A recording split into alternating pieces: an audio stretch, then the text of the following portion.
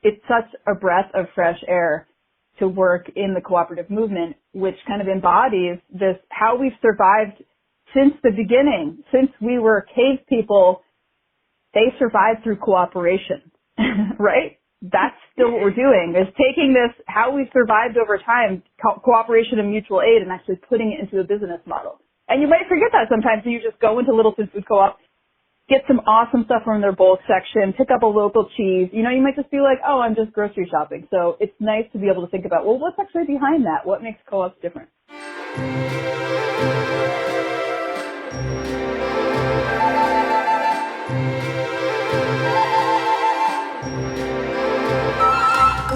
Howdy ho, co-opsters.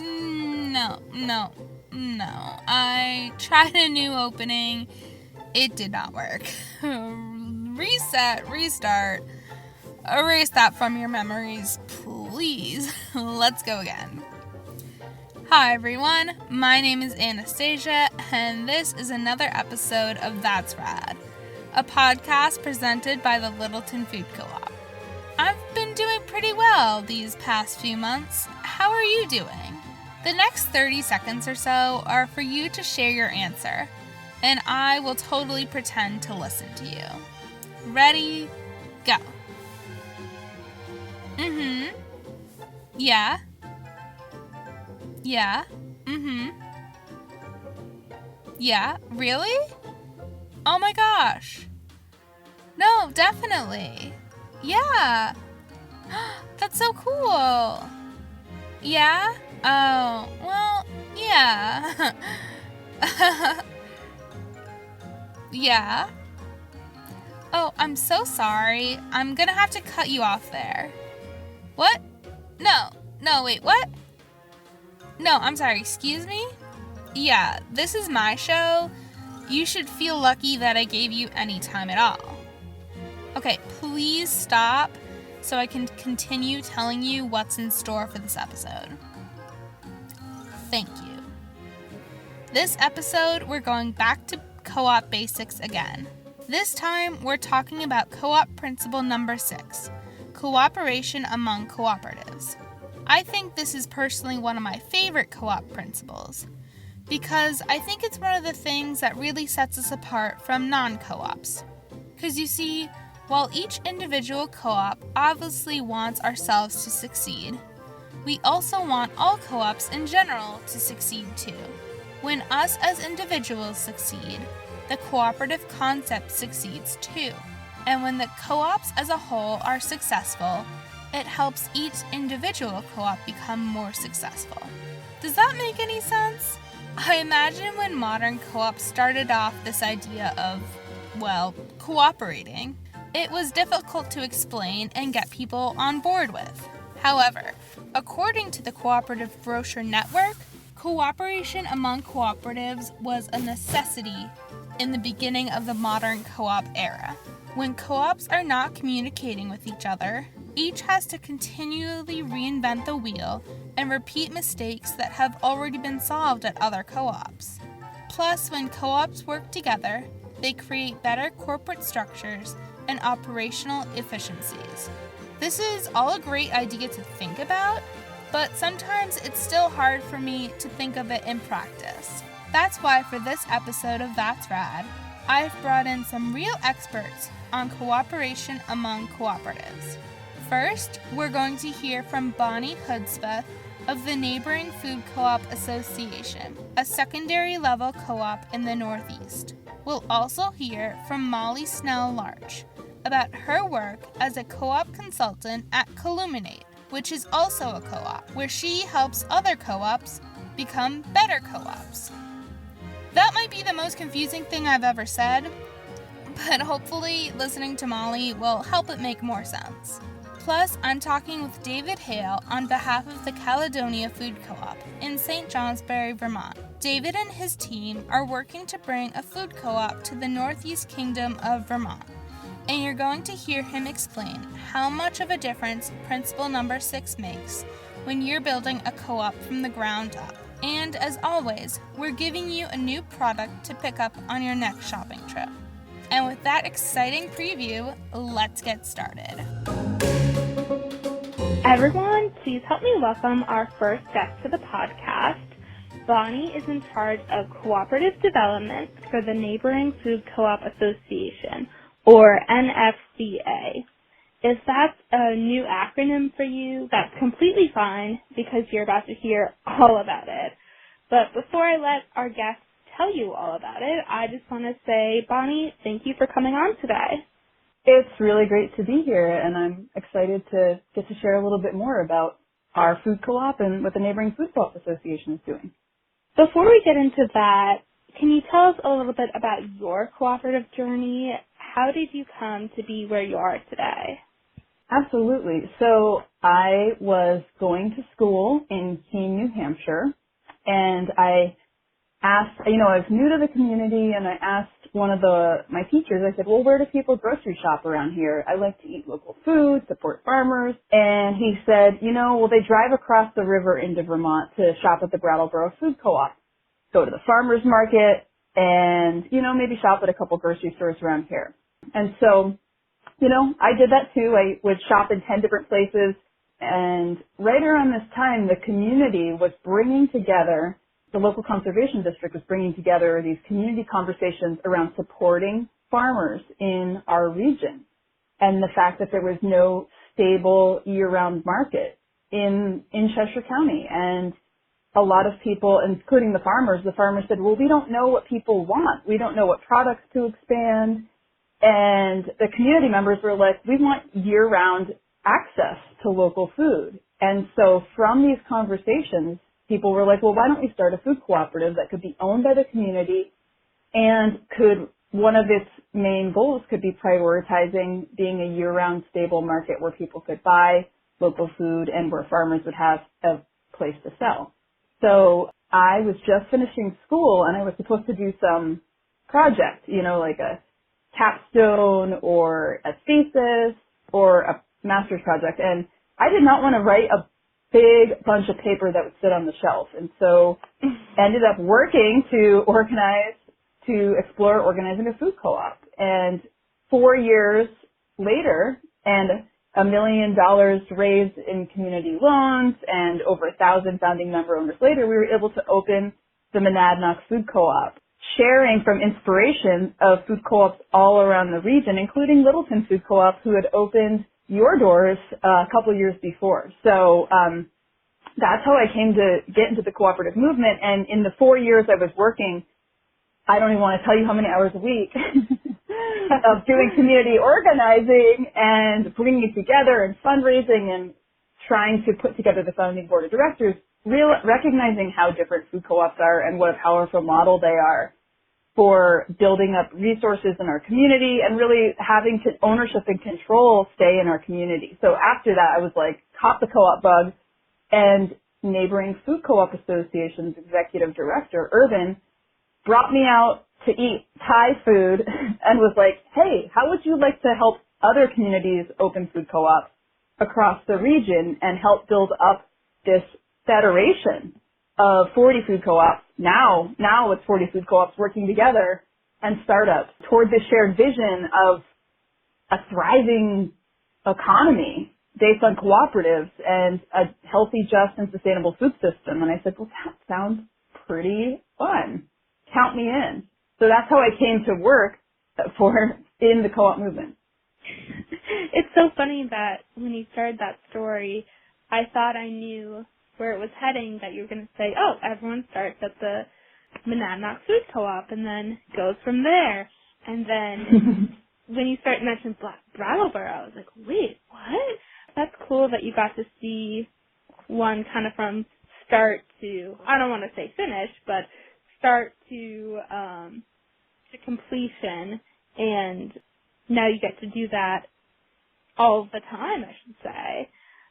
Yeah. I guess the next logical question would be, what is the Neighboring Food Co-op Association? You said it a little bit there, but just can you give us a little bit more of a definite definition? Yeah, absolutely. Yeah, so you mentioned the acronym, right? It's a long name. Sometimes I say Neighboring Food Co-op, but the association part is important. The Neighboring Food Co-op Association, or NFCA, is a federation or kind of a group of cooperatives. So we're actually structured as a co-op. So we're a cooperative of 40 food co-ops, including Littleton Food Co-op and Banana Food Co-op and Hanover Co-op and, many other co-ops around New England, and also startups across New England and New York State, and that are working together with this shared vision, right, of a thriving cooperative economy and a healthy, just, sustainable food system. So if you go into any food co-op, you should be able to understand when you walk through the doors, I get why these co-ops are working toward this shared vision. And so what's really cool about our food co-ops working together is that we're jointly owned collectively by more than 150,000 people, like you and me. And together our food co-ops generate, substantial annual revenue, like over $340 million the last time we surveyed our members. And because our co-ops are locally owned, they also have an outsized impact in their community. So, together our co-ops employ over 2,300 people, which is significant jobs in our region.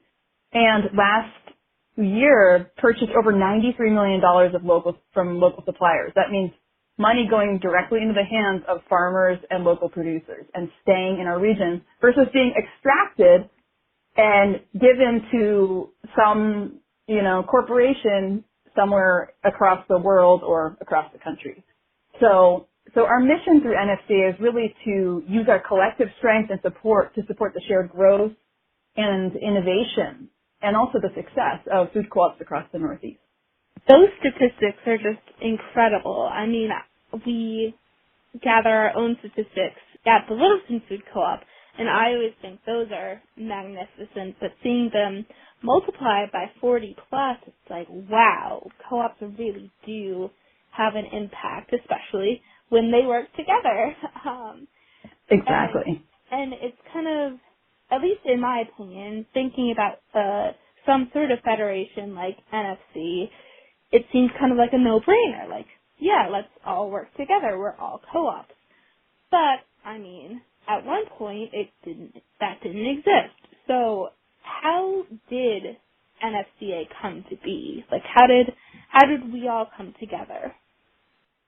Yeah, that's, it's funny where you're like, it seems logical, right? Why wouldn't we work together? And that's a great question. So, a lot of us know that food co-ops have been pioneers, from healthy food to organic agriculture, fair trade, renewable energy, really empowering people to work together in their own communities to build stronger, more resilient communities.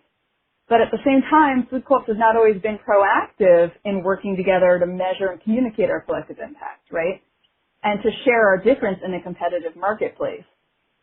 So, regional collaboration, thinking outside of our geographic borders and think about what if we work together across our region, gives us an opportunity for pooling our resources and getting scale. And I'll give you a couple of examples of what we're able to do together that not just one food co-op could do. So with this idea in mind of what could we achieve together that we can't as individuals, a group of managers and board members from food co-ops that would later form the Neighboring Food Co-op Association, they met in 2004. So we're talking, over a decade ago, to explore working together. And in 2007, this group gathered and approved in Vermont and approved this thing called the Middlebury Manifesto, which was kind of like it sounds, a manifesto laying out and agreeing to work together to further the ideals of democracy and cooperation and education, and also to provide, they set in the manifesto as providing occasions for collective action to build a cooperative economy in our geographic region, right? So, and one of the original members of this group made t-shirts saying, no longer blanking in isolation. And sometimes I would fill in naughty words in the blank, but you can say a lot of things, right? No longer operating in isolation, no longer communicating in isolation, no longer selling in isolation. So we're stronger together, right? So these food co-op board and staff leaders from these 17 food co-ops came together and formed the Neighboring Food Co-op Association with this shared vision. And fast forward to now, this year we're celebrating our 10th anniversary. Woo! And the NFCA is made up, now we have 40 food co-ops and startups that are locally owned by more than 152,000 people. And, like I said, that we sell more than like over $93 million in local products. So now we have this, we're able to achieve part of this founding vision and mission of like, what are we able to do together and when we work collaboratively? Yeah, so it sounds like what you're saying really is that NFCA is all about helping co-ops and our collective co-op principles and mission and vision really just drive even further, get even more money into the economy and do the things that we couldn't do by ourselves and do the things that we don't have to do by ourselves, because it sounds like what you're, another thing is that, like, I'm sure with the isolation part, like, someone in Vermont was having this problem that someone in New Hampshire has already fixed, and if there was just that communication or that bridge, which is you, they wouldn't have that. Totally, and I love that you said bridge. I feel like I am, doing the role of bridge in my job. If someone will say, like, who has a a co-op will reach out, who has a general manager that has done X? Who has gone through an expansion during the pandemic? People will ask me these questions and I'll say, oh, this is the person that you want to talk to. So it's fun being that bridge, and so that, that co-ops aren't operating in isolation, and if they're dealing with a really big challenge, that they have another person, like beyond us as staff. I'm one of 2.5 staff. It's really 3 staff, but 2 full-time and 1 part-time position. That we're able to be those connectors. And, when someone says, who is a bulk manager, that sounds a good way for folks to safely get bulk spices during COVID, I'll be like, oh, I've got the perfect person to talk to. So being an intentional, shared, collaborative group is really exciting. And so, yeah, I can share an example of what NFCA does to support our co-op. That would be great. So, like, beyond doing marketing and educational programs and sourcing initiatives, which we'll talk a little bit about, and also, you kind of hit on peer networking and mutual support, which can also just be like knowing that you're not alone in dealing with challenges on peer call. And so we have, one example is our Healthy Food Access programs that came out of our community's needs. So in 2007, when the impacts of the first global recession we've dealt with recently, right, were hurting our communities, NFCA worked in collaboration with partners. Like, that's another piece of making our work go farther. We worked with Cooperative Fund in New England, with the Farmers Union, New England Farmers Union, and Hunger Free Vermont to launch our food co-ops and healthy food access initiative, because people in our communities were saying, we recognize that people are struggling to put food on our tables right now. We want to make sure that everyone in our community is able to afford healthy food for their families. And so, recognizing this growing challenge of food insecurity in our region, we reached out to community organizations to better understand the issue and develop strategies among our food co-ops to help make healthy food more accessible. And so this resulted in helping us coordinate a strategy and launch Food for All initiative, which is a needs-based discount program to help everyone put good food on the table. And so what I did is convened a group for monthly calls. At first it was in person, then it was monthly calls where we were actually figuring out, how do you plan these needs-based discount programs? How do we make sure they're legal? So we were working with the national federal offices with food and nutrition, right? So, and then also connecting to food security partners to be like, how should these programs be designed? And then learning from a couple food co-ops who already had these programs in place. And in the end, we were able to help 13 food co-ops roll out these Food for All programs and also have significant increases in membership as a result. So this is kind of one story that gives a snapshot of how, this need came from our communities asked our food co-ops, some community members were like, we need to make sure our co-ops are responding to this need. Our co-ops organized through this network of food co-ops, Neighboring Food Co-op Association, to work with each other, plan best practices, figure out timelines, figure out budgets, and roll these programs out. So that's just one story to kind of share how we're able to support our co-ops and how we really respond to and led by our communities ultimately.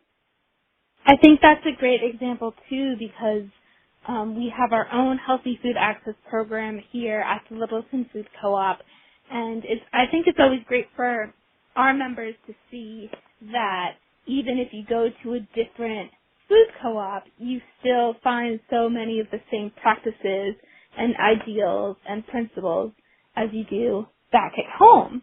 And going back to something you said in your previous answer, I really like how you used the phrase, it was like an intentional sharing of resources, because I think that's what makes this all different than, the standard business world. Like, this whole episode is about how the principle of cooperation among cooperatives separates us from everyone else. Like, anyone could do this kind of unintentional sharing, especially now that we have the internet and resources are easier to find than ever, but co-ops are going kind of out of their way to make sure everything is intentionally shared. I'm so glad you hit on that, because I think it's something that for anyone that works in the co-op movement, you feel like you're transformed and like walking into a new reality. I mean, when I was working to help start Monadnock Food Co-op, I would reach out to these, one of our co-ops has 3 stores and is this large, been around for 80 years and super successful. And I was like, could you share a business plan with us? And the old general manager, Terry Appleby, was like, here you go, like slapped it on the desk.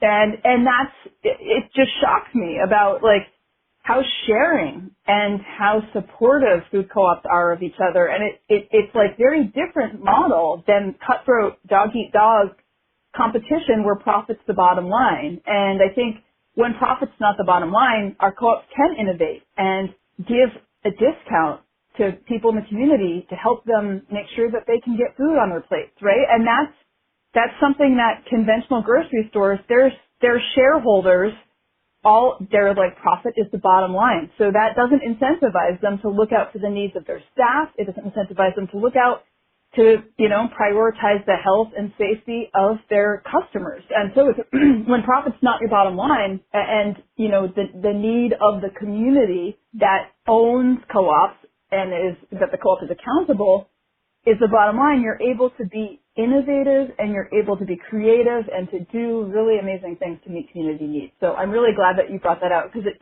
it's such a breath of fresh air to work in the cooperative movement, which kind of embodies this, how we've survived since the beginning. Since we were cave people, they survived through cooperation, right? That's still what we're doing, is taking this, how we've survived over time, cooperation and mutual aid, and actually putting it into a business model. And you might forget that sometimes, so you just go into Littleton Food Co-op, get some awesome stuff from their bulk section, pick up a local cheese. You might just be like, oh, I'm just grocery shopping. So it's nice to be able to think about, well, what's actually behind that? What makes co-ops different?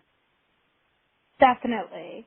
So I know you mentioned that you're kind of serving as this bridge, between different co-ops and helping with that intentional sharing.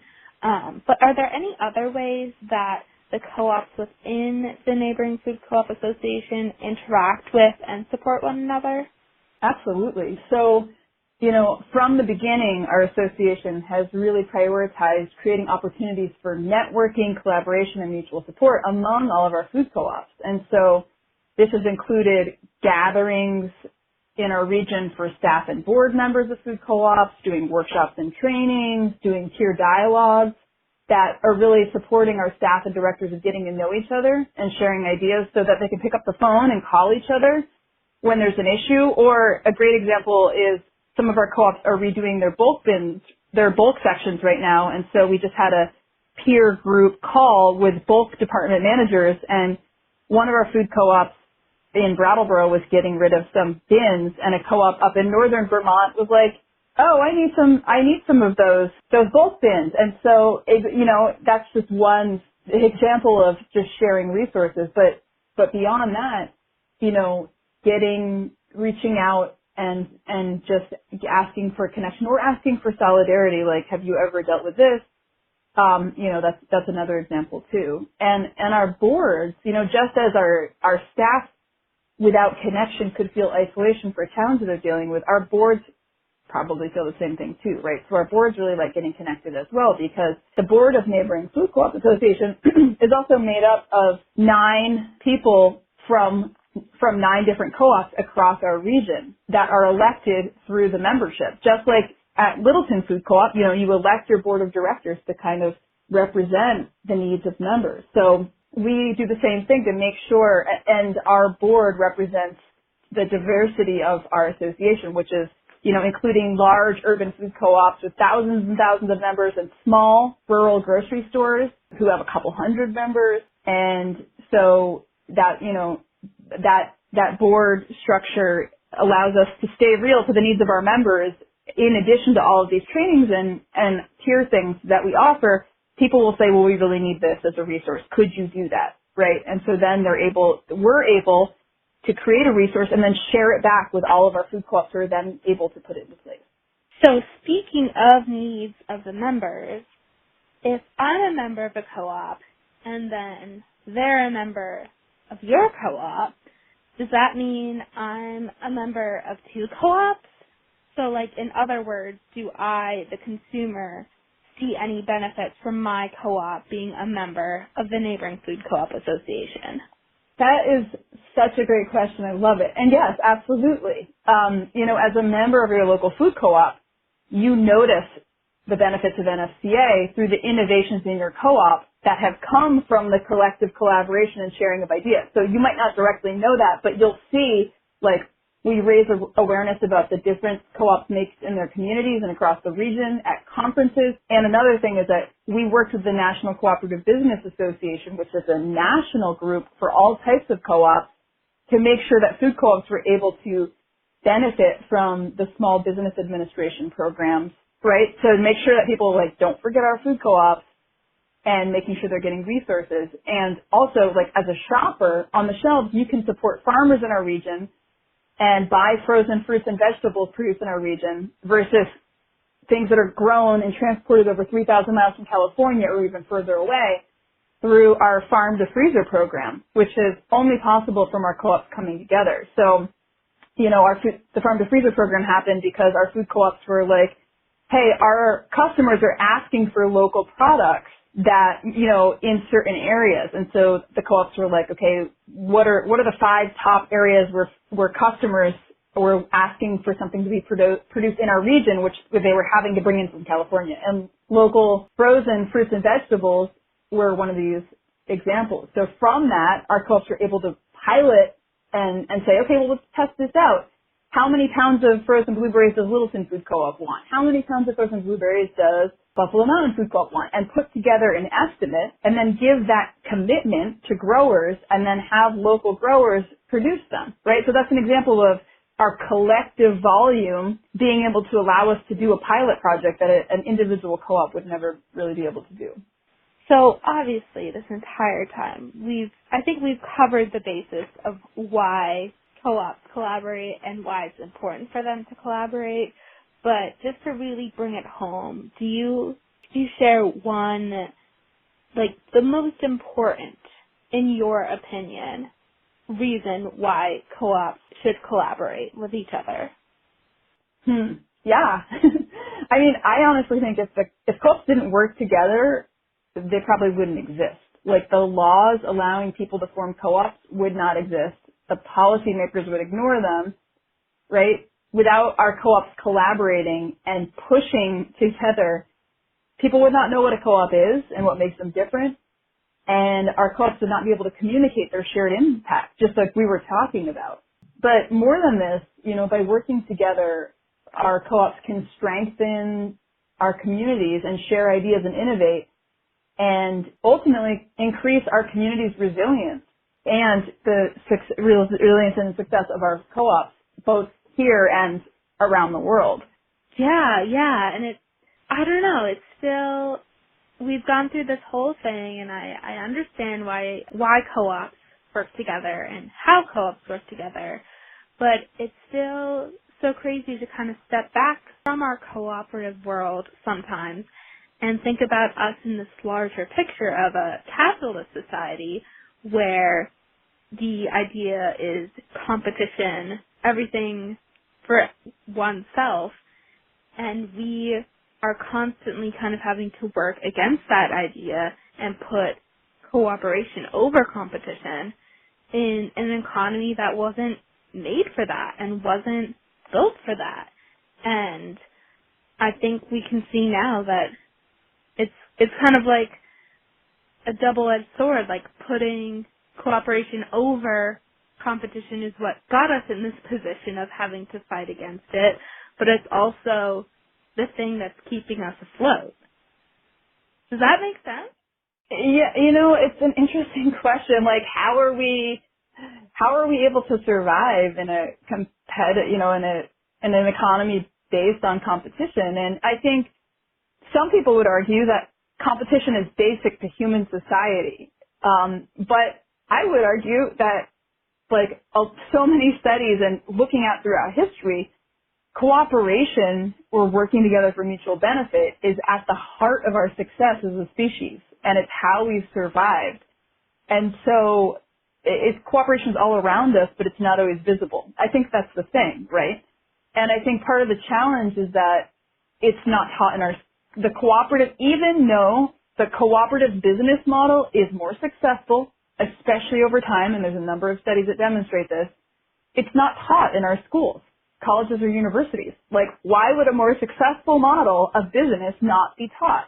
And we're working to change that, by the way. Part of what we do from NFCA is we've come up with curricula. Our executive director teaches about that. But, how can people learn about cooperatives as a business model? And if they don't know about them, if they work to form their own business and they go and try to incorporate and they don't see good cooperative law in their state, they're like, oh, or they don't even know to look. They'll just be like, oh, we're an LLC, So, but the reality is that the majority of rural communities across our country would not have electricity if not for electric co-ops. So the majority of our land mass is powered by cooperatives. Did you know that? I didn't know that, I definitely did not know that. Right. And the majority of family farmers in our country are actually co-op members, whether through grain co-ops, marketing and distribution co-op. Farmers have used the cooperative structure to survive, especially rough times. And dairy farmers, we know, many of us know the challenges of dairy farmers, and one of a co-op on the shelf that you might be aware of is Organic Valley, which is a farmer cooperative, and Organic Valley has helped dairy co-ops that were going under transform and survive. Has saved dairy farmers through a cooperative structure. So that's just kind of one example. But overall, a third of Americans are members of at least type 1 co-op or credit union. But you'd never think that, would you? Because of how little we hear co-ops talked about overall. No. So we're working to change that. And so what's funny is that, like, even though a lot of people can't tell you what makes co-ops unique, when surveys by the Consumers Union and other organizations consistently show that people trust cooperatives more than other businesses. And so that's one of our advantages, right? Because co-ops are owned and democratically governed by their members, who are the people that use them and meet their needs, people trust co-ops more and will go out of their way to shop at them, even if they don't fully understand what they are.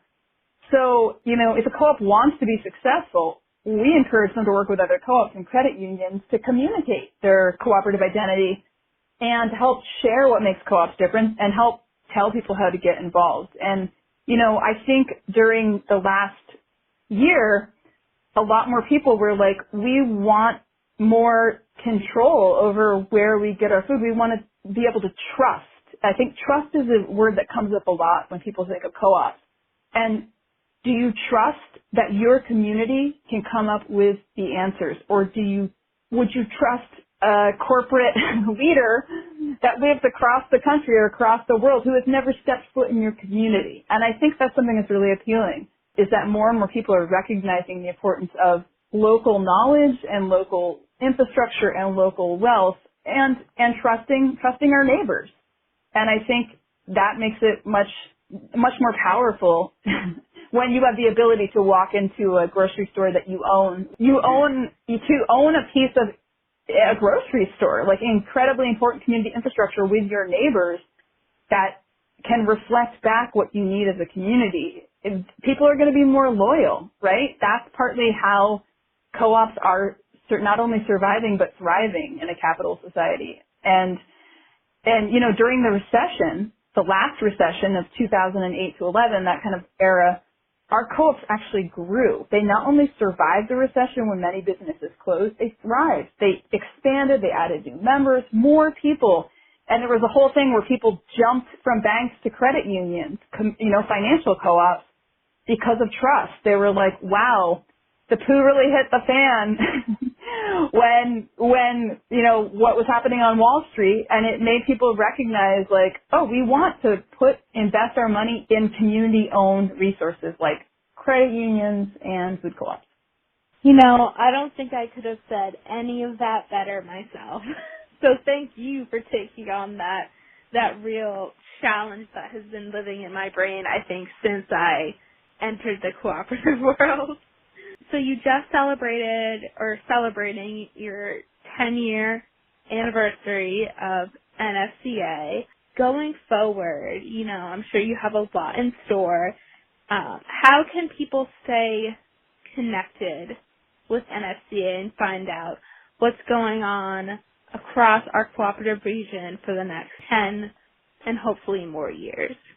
10 years ago, thinking back to when our founding co-ops moved from an idea to a reality, since then we've been educating the public and policymakers around our impact and innovating new programs and ideas and supporting success and growing new food co-ops. So looking forward, we're we're excited to build on the success and take the next step in, continuing to work on this vision of a healthy, just, sustainable food system and thriving community of cooperators. And I would encourage folks, we post a lot of information on our Facebook page, and we also have a monthly newsletter. It's only once a month. We're not going to flood your inbox. So I would say if you go to NFCA, as in Neighboring Food Co-op Association, nfca.coop, from there you can sign up for our newsletter, you can follow us on Facebook and Twitter, and you can learn more about what our member co-ops are doing. We also post about the wider cooperative economy, sharing recipes, educational resources, and much more, of course. Awesome. Well, thank you so much, Bonnie, for this. This was a great opportunity to learn not only more about NFCA, but also just about how co-ops take part in our regional and national economy and how they really continue to benefit us before NFCA existed and now even more so and hopefully way more into the future. So thank you.